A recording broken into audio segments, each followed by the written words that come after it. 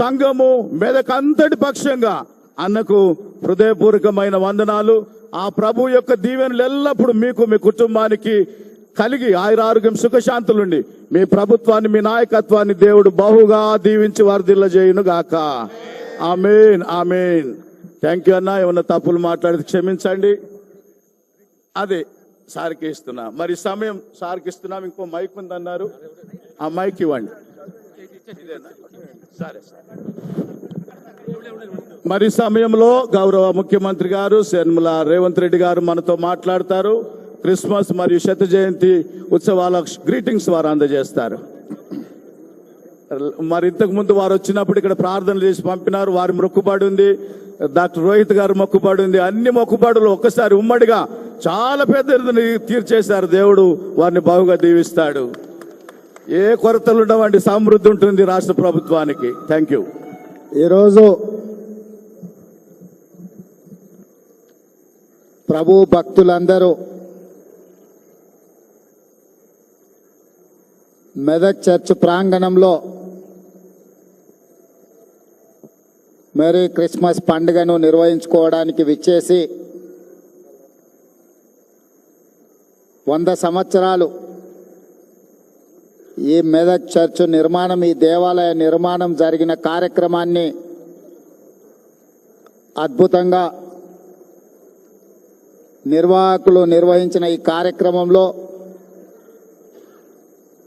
Congress party Telangana అధ్యక్షులు, సహచర మంత్రివర్గ సభ్యులు, పార్లమెంట్ సభ్యులు, శాసన మండలి సభ్యులు, శాసన సభ్యులు, మత ప్రవక్తలు, ప్రభు భక్తులందరూ కూడా వేలాదిగా ఇక్కడికి తరలి వచ్చి ఈ శుభకార్యంలో పాల్గొన్న ప్రతి ఒక్కరికి క్రిస్మస్ శుభాకాంక్షలు నేను తెలియజేస్తున్నా. మీ అందరికీ, భక్తులందరికీ.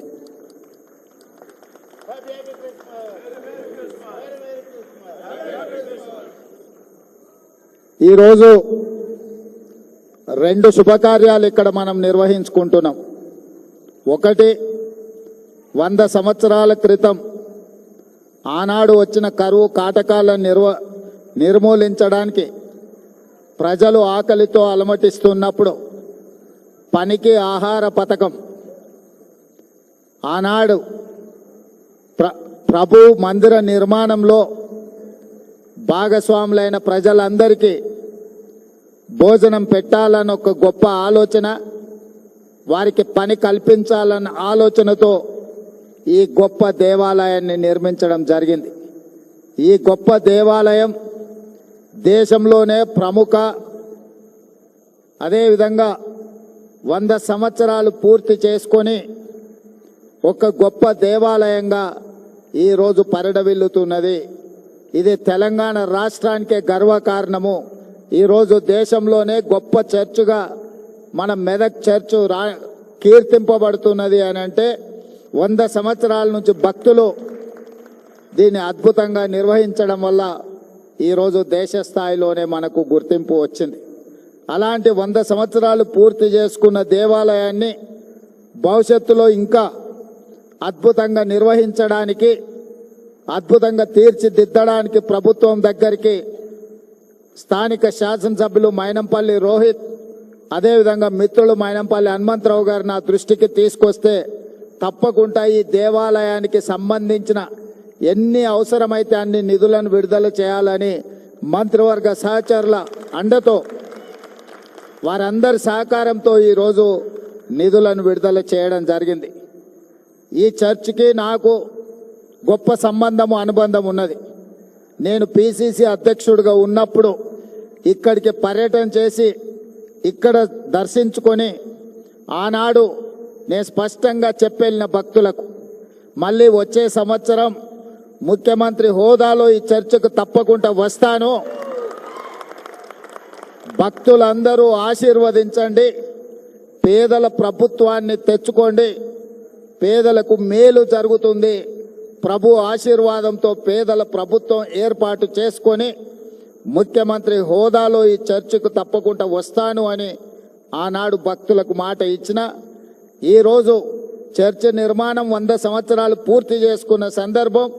అదేవిధంగా క్రిస్మస్ పండుగ కూడా భక్తులందరి సమక్షంలో నిర్వహించుకోవాలని ఈరోజు ఇక్కడికి ప్రాంగణంకి రావడం జరిగింది.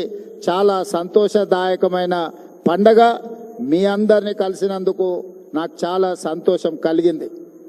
నా సూచన, నా విజ్ఞప్తి, పేదల ప్రభుత్వం ఉన్నప్పుడే రైతులకు ఉచిత కరెంటు కానీ, ఈరోజు ఇందిరమ్మ ఇండ్లు ఏవైతే మనం నిర్మిస్తున్నామో అవి ప్రధానంగా దళిత క్రైస్తవులకే అత్యధికంగా ఇవ్వడానికి రాష్ట్ర ప్రభుత్వం ప్రయత్నం చేస్తున్నది. దళితులకు, గిరిజనులకు, దళిత క్రైస్తవులకు, గిరిజన క్రైస్తవులకు అత్యధికంగా లబ్ధి చేకూరుతుంది.